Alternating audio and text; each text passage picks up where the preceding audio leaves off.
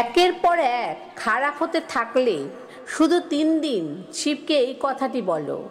রাধে রাধে বন্ধুরা, রাধে কৃষ্ণ চ্যানেলে সকলকে জানাই স্বাগত। আজকে এই কাহিনীটি অবশ্যই মন দিয়ে প্রথম থেকে শেষ পর্যন্ত শুনুন। তাহলে চলুন শুরু করা যাক। জীবনে একের পর এক খারাপ ঘটনা ঘটে চলেছে। এমন অবস্থায় ভগবান শিবকে কি কথা বললে আপনার জীবনের সমস্ত খারাপ অবস্থা নিমিষে দূর হবে? সব বিপদ এক নিমিষে দূর হতে পারে। চলুন এই তথ্যই আজ আপনাদের সঙ্গে আমি ভাগ করে নেব এই একটি ছোট্ট কাহিনীর মাধ্যমে। বন্ধুরা, আজ আপনাদের শোনাবো একটা আমাদেরই শ্রোতা বন্ধুর কাহিনী। তিনি নিজের জীবনে নানা রকমের ওঠা নামা দেখেছে। নিজের কাছের মানুষদের নিজের থেকে দূরে চলে যেতে দেখেছে। তারপরেও সে হেরে যায়নি, ভেঙে পড়েনি, নিজেকে আবার নতুনভাবে গড়ে নিয়েছে, আবার বাঁচতে শিখেছে। তার সাথে তার বৃদ্ধ মায়ের সেবা যত্নও করেছে। তার এই চেষ্টা আবার উঠে দাঁড়ানোর কাহিনী আজ আপনাদের সঙ্গে ভাগ করে নিতে চলেছি। তার একটাই ইচ্ছে যে তার এই জীবন কাহিনী শুনে যেন সাধারণ মানুষ কিছুটা হলেও উপকৃত হন। এতে মানুষ চিন্তিত হয়ে যেন নিজেকে একা না ভাবে। জীবনে কোনো কঠোর পরিস্থিতির সম্মুখীন হয়ে গেলেও যেন ভেঙে না পড়ে। কিভাবে ভগবান শিব তার জীবনের সকল সমস্যা দূর করেছে, ভগবান শিবের আশীর্বাদের মর্ম কী, সেটা সবার সাথে ভাগ করে নিতে চায়। কারণ একটা সৎ ভক্তকে ভগবান কোনোদিন বঞ্চিত করে না। আর তার এই কাহিনী শুনে সাধারণ মানুষ কতটা ভুলতে পারবে এবং ঈশ্বরের সঙ্গে কতটা একাত্ম হবে, সেই কাহিনীটি জানার আগে এই চ্যানেলে যারা নতুন তারা অবশ্যই চ্যানেলটিকে সাবস্ক্রাইব করুন এবং বেল বাটন প্রেস করুন এরকম আরও নতুন নতুন তথ্যকথার নোটিফিকেশান পেতে। এবং এই কাহিনীটি শুনে ভালো লাগলে অবশ্যই একটা লাইক করবেন এবং শেয়ার করবেন, যাতে এই কাহিনীটি শুনে সবাই উপকৃত হয়। এবং কমেন্টে হর হর মহাদেব লিখতে ভুলবেন না। এবার চলুন জেনে নেওয়া যাক কথাটি কি, যা আমাদের অবশ্যই ভগবান শিবকে বলা উচিত। তনিমার জীবনের গল্পটা যেন এক সংগ্রামের কাহিনী। ছোটবেলাতেই বাবাকে হারিয়ে তার জীবনে এক দুঃস্বপ্নের রূপ নিয়েছিল। ভাই বোনেরা তখন ছোট, মাও অসুস্থ, তাই পরিবারের সমস্ত দায়িত্ব এসে পড়ে তার কাঁধে। অনেক কষ্ট করে ভাই বোনেদের পড়াশোনা চালিয়েছে, খাইয়েছে, বড় করেছে। কিন্তু দুর্ভাগ্য, ক্রমে যখন ভাই বোনেরা নিজের পায়ে দাঁড়ালো তখন তারা তনিমার সঙ্গে যোগাযোগ বন্ধ করে দিল। এই অবস্থায় তনিমা ভেঙে পড়লেও নিজের ইচ্ছাশক্তি কখনো ভেঙে পড়তে দেয়নি। ভাই বোনেদের প্রতি অগাধ স্নেহ, মমতা, ভালোবাসা ছিল তনিমার।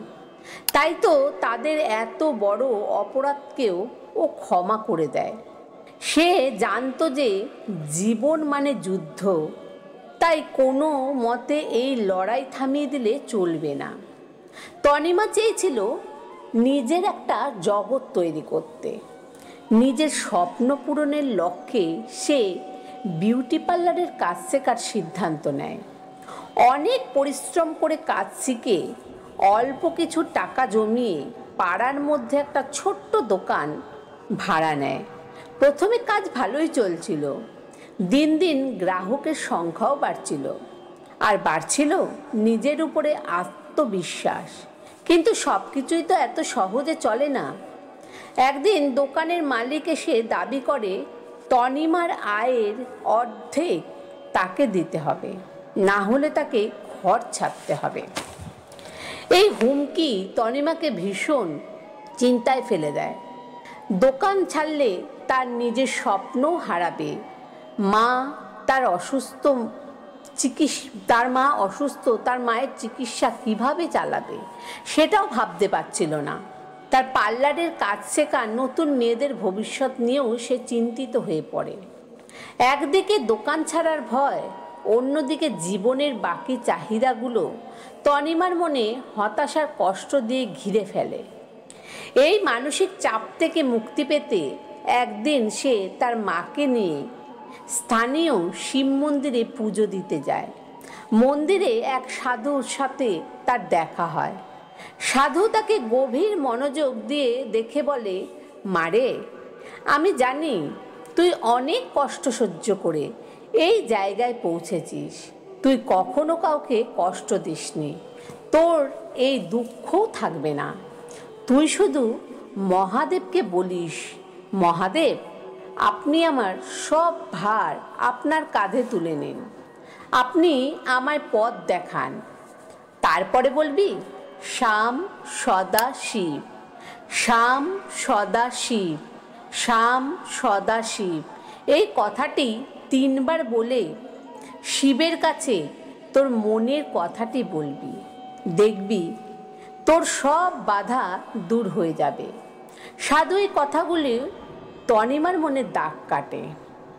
পরের দিন থেকে প্রতিদিন ভোরে উঠে মহাদেবকে মনে মনে ডেকে নিজের মনোবাসনা জানায় তনিমা। 3 দিন ধরে প্রার্থনা করার পর যেন তার জীবনে অলৌকিক পরিবর্তন ঘটতে শুরু করে। গ্রাহকদের সংখ্যা দ্রুত বাড়তে থাকে, এর থেকে দ্বিগুণ আয় হতে থাকে।